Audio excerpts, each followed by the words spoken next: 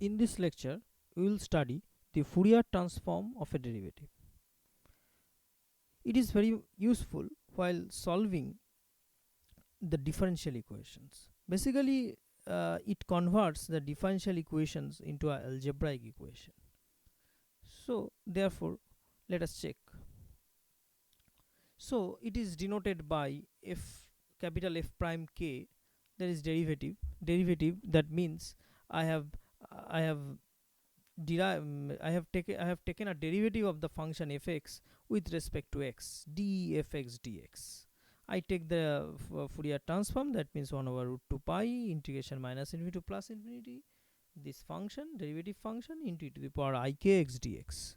So we use the by parts. So therefore 1 over root 2 pi, the first third bracket fx e to the power I k x, in that means the integration of this function fx, and minus infinity to plus infinity minus I k, the integration of the first integration of this function fx, and the derivative of this function, that is minus I k, and dx. And this is already know, we are familiar with this kind of by parts. But for a Fourier transform to exist, fx must vanish as x plus minus infinity, as x approaches to plus minus. That is a very crucial thing the function must have. So therefore f prime x can be written as this function. So therefore this function goes to 0, this function goes to 0. So therefore we have f prime k, that is equals to minus I k 2 pi minus infinity to plus infinity fx e to the power I k x dx, and the rest of the part is nothing but fk. So f prime k, that is equals to minus I k times fk. That means if you take the derivative of that, the original function, if you take the Fourier transform of that, is nothing but I k times minus I k times the Fourier transform of the original function. Now if we introduced another parameter, suppose xi, if f prime k xi, that means the function is a function, the function f is a function of k and xi, then it will be nothing in a similar fashion f prime k xi, that is equals to 1 over root 2 pi minus infinity plus infinity. So this del f del x becomes del f del x. So del f del x, function of k and xi e to the power I k x dx. In a similar fashion, it can be shown f prime k xi, that is equals to minus a k f k xi. Now we study the double derivative. That is our goal right now. F double prime. So I have introduced a xi function, xi the variable from the beginning. So f k xi, that is equals to 1 over root 2 pi minus infinity plus infinity del 2 f k xi dx2 e to the power I k x dx.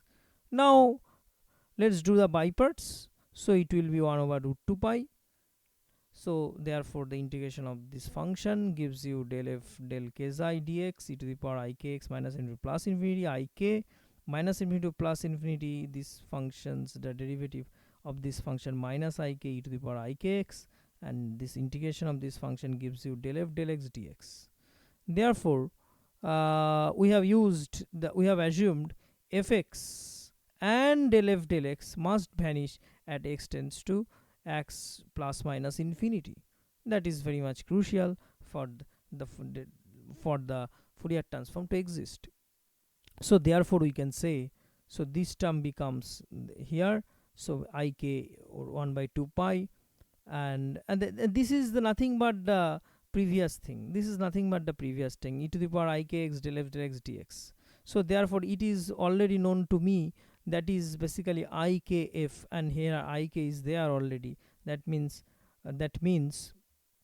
I square is a also minus 1, and I plus plus, that means k square f. So therefore f double prime k xi, that is equals to minus k square f k xi. So double derivative give just the multiplying by basically I square k square. Now in general it can be written as f the nth derivative, which is a function of k and xi, that is nothing but minus I k to the power n f k xi. It is very much obvious for n equals to 1 that we have already proved, that is minus ikf, and n equals to 2 plus I square minus k square f k xi. Provided, here is a very crucial thing that you must remember, fx, del f del x, and all the derivatives up to del n minus 1 f del x n minus 1 tends to 0 when x tends to infinity. That is very much crucial, when x tends to infinity. And till now we have studied only the space derivatives, so we will study right now the what will happen if we take the time derivative of the function and you take the Fourier transform of that, and that will nothing but the Fourier transform of the original function, and then you take the derivative. And yeah, I will left it to the listener or reader to study this. It is very simple, very easy to prove this. And now we turn to the new thing, that is the Parseval's relation. That is very important in Fourier analysis or Fourier transform or integral transform chapter. And if fk and gk capital, all are both are capitals, denotes here mostly in my classes, it is a Fourier transform. That is the Fourier transform of the functions fx, small fx and small gx respectively. Then it can be said the minus integration minus infinity to plus infinity fx g star x, that is equals to minus infinity to plus infinity the Fourier transform of f, that means the capital Fk and capital G star k dk. That is true, where G star is the complex conjugate of G and capital G star is the complex conjugate of capital Gk. That is assumed here. And how to prove this? So let us start from the left hand side, that is minus infinity to plus infinity, minus infinity to plus infinity, and fx g star x dx, and this is nothing but fx is this 1 over root 2, it is known to you, minus infinity to plus infinity 1 over root 2 pi in minus infinity to plus infinity fx e to the power ikx dk, and g star x is nothing but 1 over root 2 pi, here g star comes in,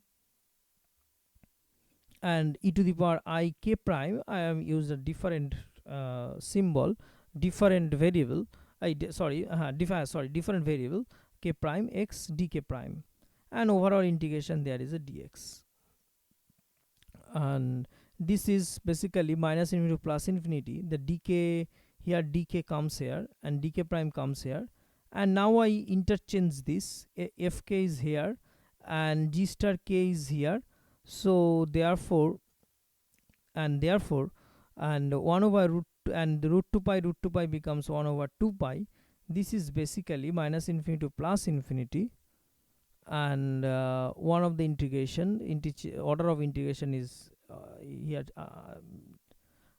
interchanged, and minus infinity to plus infinity to the power I k prime minus k dx, and this is basically, and it is already known to us, this is basically the delta function, the representation of delta function. It is already known to us, or it will be covered in different class. And if you are already familiar with, then it is okay. If you're not familiar, you will see the later lecture of or different lecture of myself, or you can consult any textbook regarding this. So therefore minus infinity to plus infinity dk fk, and this is nothing but this k prime becomes k due to delta function, so dk fk g star k. So therefore the Parseval's identity or relation is verified, proved, demonstrated, so that's why it is true. Fx g star x dx, that is equals to capital Fk g star k dk. Parseval identity is used in different branches of physics, viz. Quantum mechanics, EM theory, etc. Now we'll study some properties of Fourier transform.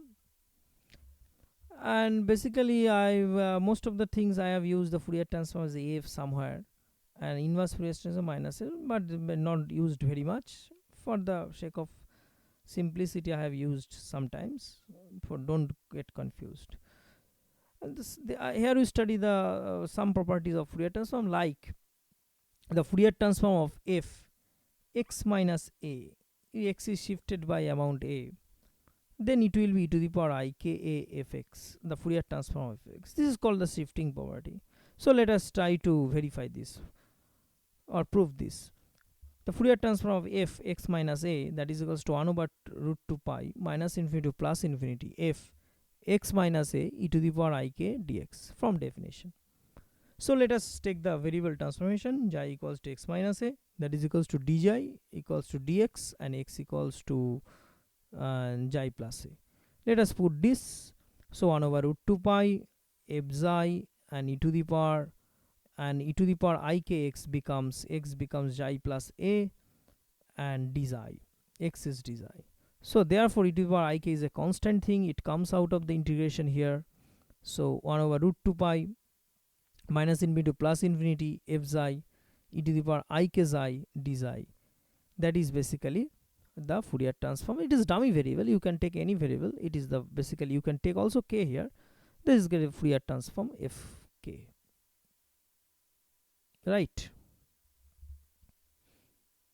So therefore f x minus a, Fourier transform of x minus f x minus a is nothing but e to the power I k f k, where f k is nothing but the Fourier transform of fx.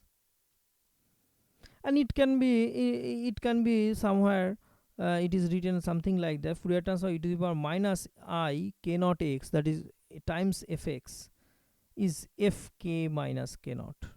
Let us check how to do this. Fourier transform of this thing becomes 1 over root 2 pi minus infinity to plus infinity e to the power minus I k naught x fx e to the power I k x dx.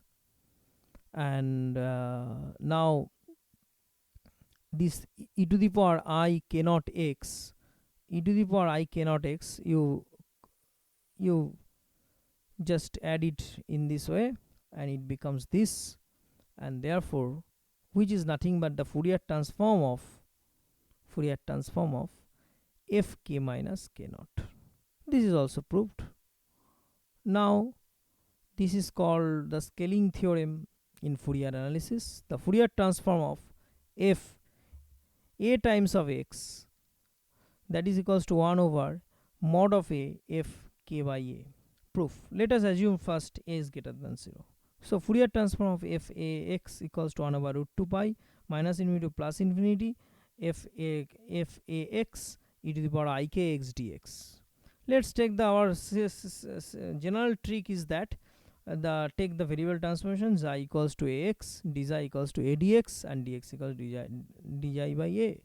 So therefore Fourier transform of f a x is 1 over root 2 pi minus infinity to plus infinity f xi e to the power I k xi by a dxi by a. Therefore 1 over root 2 pi f xi e to the power I k a xi dxi. That means 1 over a f, and the whole thing, this whole thing is f, the Fourier transform of the variable k by a. If a is less than 0, the limits in the integration flips down here. Limits in the integration flips if there is a is negative.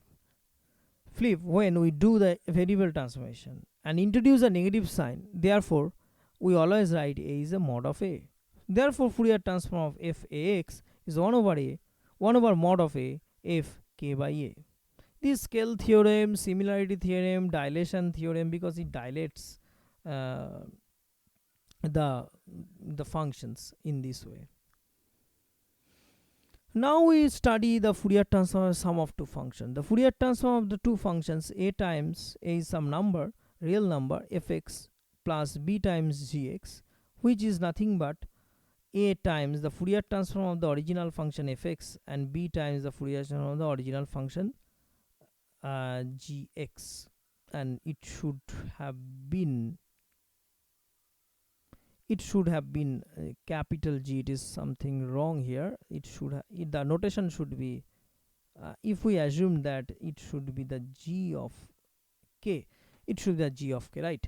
because the Fourier transform capital GK is the Fourier transform of G small g, and capital F is the Fourier transform of the small f. Therefore, let us start from the left hand side. Fourier transform of a fx plus b gx, and the bracket should have closed here. Bracket should have closed here. 1 over root 2 pi minus infinity plus infinity a fx plus b gx e to the power I kx. So therefore, and it is not written there, it should not be there. And now if a is a constant, it comes out of the integration 1 over root 2 pi, that is fx e to the power I kx dx, b gx e to the power I kx dx.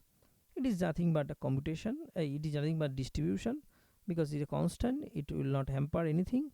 So it is very trivial to say, so this is fk and this is basically gk.